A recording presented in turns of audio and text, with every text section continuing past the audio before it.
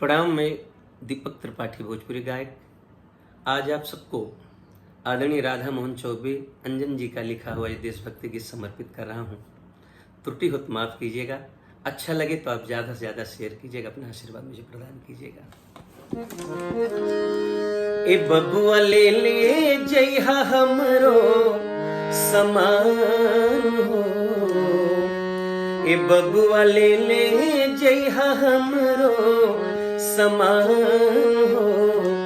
ऊंचे हन जवान सुगना, ए बबुआ ले ले जइहा हमरो समान हो। ऊंचे हन जवान सुगना, ऊंचे हन जवान सुगना हो। ऊंचे हन जवान सुगना, ए बबुआ ले ले जइहा हमरो समान हो। ऊंचे हन जवान सुगना।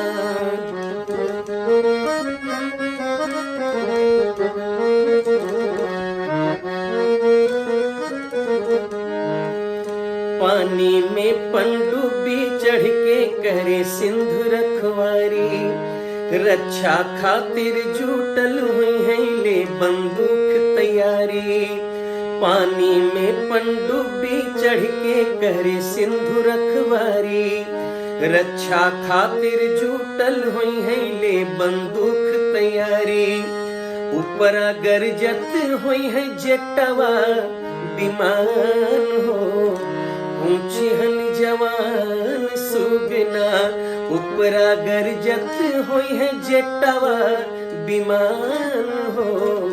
ऊंची हन जवान सुगना, ऊंची हन जवान सुगना हो। ऊंची हन जवान सुगना, ए बबुआ ले ले जइहा हमरो समान हो। ऊंची हन जवान सुगना।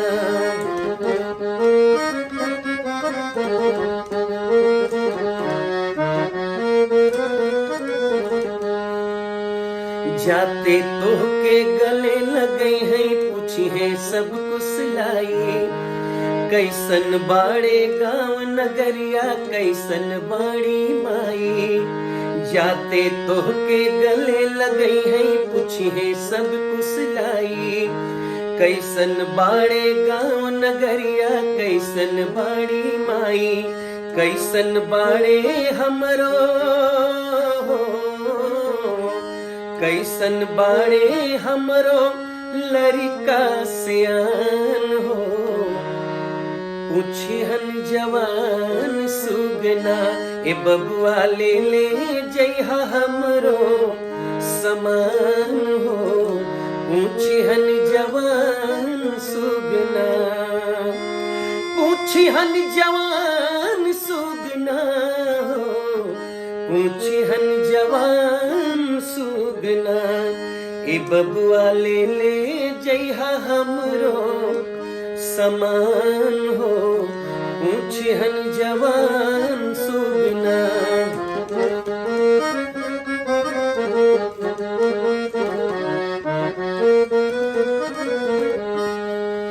सतुआ चुरायौरी चिट्ठी जाते दिहा थमाई। भरुआ मिर्चा ओहि में कगरी दिहनी हा गठियाई।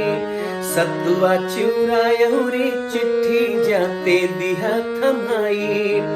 भरुआ मिर्चा ओहि में कगरी दिहनी हा गठियाई।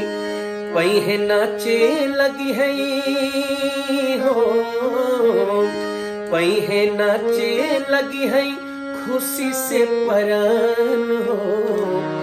ऊंची हन जवान सुगना, ए बबुआ ले ले जइहा हमरो समान हो।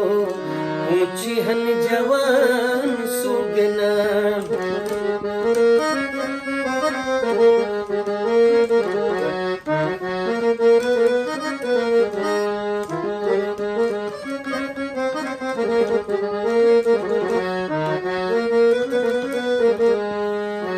कह दिहा कि दुल्हन तोहरे मंगल खूब मनावेली, कह दिहा कि दुल्हन तोहरो मंगल खूब मनावेली। तुलसी जी के साँझ सवेरे धूप दीप दिखलावेली, तुलसी जी के साँझ सवेरे धूप दीप दिखलावेली। खुशी में बीते हो, खुशी में बीते सझिया बिहान हो। पूछिहन जवान सुगना ए बबुआ ले जइहा हमरो समान हो।